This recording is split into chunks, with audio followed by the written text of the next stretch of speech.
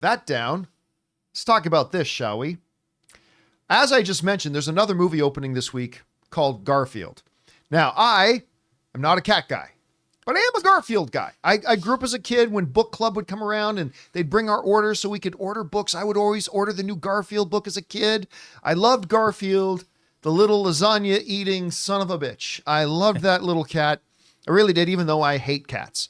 Now, I really didn't think there was a good case to be made to make this Garfield movie. I didn't think people wanted it. I think it's a done franchise, even though I grew up loving it. And I really didn't think anybody would be interested.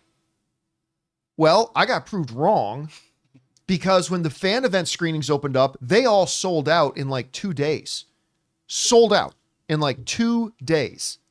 That was the advanced fan screenings of them, but still huge. And now, more anecdotal evidence, as the movie hasn't even opened domestically yet, and it's already made back 80% of its budget. This comes to us from the folks over at Screen Rant who write the following. The Garfield movie has nearly made back its entire budget before opening in domestic theaters. The animated feature from Sony Pictures stars Chris Pratt as the voice of the iconic orange cat, who reunites with his father, Vic, voiced by Samuel L. Jackson, over the course of a new big screen adventure. The star-studded voice cast also includes Nicholas Hoult as John Arbuckle, Harvey Guillén, I have no idea who that is, as Odie. The 2024 Garfield movie premiered in certain international markets on May 1st, though its domestic release is not set until the end of the month over the Memorial Day holiday weekend in the US. Now, this is where the numbers get crunched down. It's a $60 million price tag on the movie, and it's already made $49 million. This movie hasn't opened domestically yet. And from what I've seen, it's projected right now that it's going to have an equal to If opening weekend. It's going to have a $35 million opening weekend. That's what they're projecting. Could be higher, could be a little bit lower, but they're projecting $35 million. That would mean that on its opening weekend, this movie would have made $85 million on a $60 million budget in its first weekend.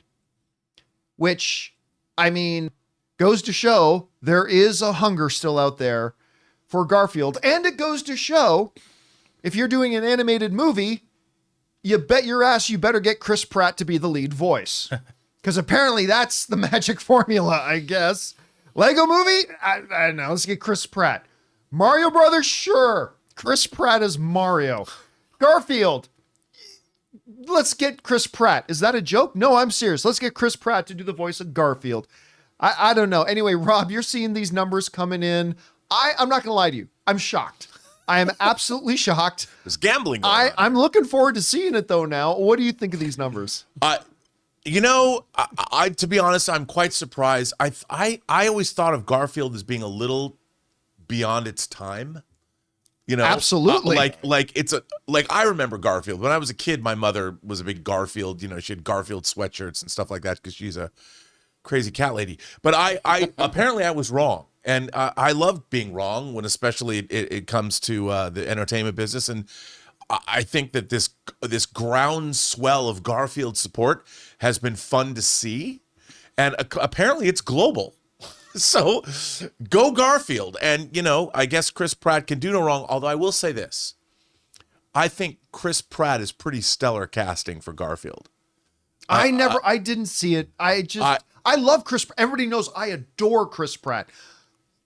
I didn't see it in the same way that I didn't see it as Mario. Yeah, well, I think his attitude, I saw it much more. Because, you know, Chris Pratt, people forget. Like, I remember seeing him in Moneyball. Yeah. And I was like, wow, he's really good. He's really good in that. As this vulnerable guy that doesn't know, like, why do you want me? You want me to come play baseball again? And he's actually a really great actor. Wasn't he also in Zero Dark 30? Yeah. Yes. Yeah, and he was really good in that too. And then seeing him as Star-Lord, I mean, he's a really versatile actor. It doesn't surprise me that he knocks it out of the park as Garfield.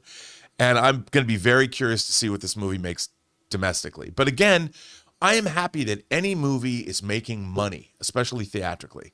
So am I surprised? Yeah. But I'm more surprised that Garfield as an IP still has this much gas in the tank. I'll tell you what, Garfield. The first person that said to me, I can't wait to see Garfield, was Ray Ora. To which I thought, that is the dumbest thing I've ever heard. You're going to be the only one, Ray. The only one that's actually excited about this. And then I came home and I told my wife, you know what your brother said? He said and she goes, before you say anything, can we get our advance tickets for Garfield? Now, what did my brother say? Nothing, baby. Nothing. I wasn't going to say a thing.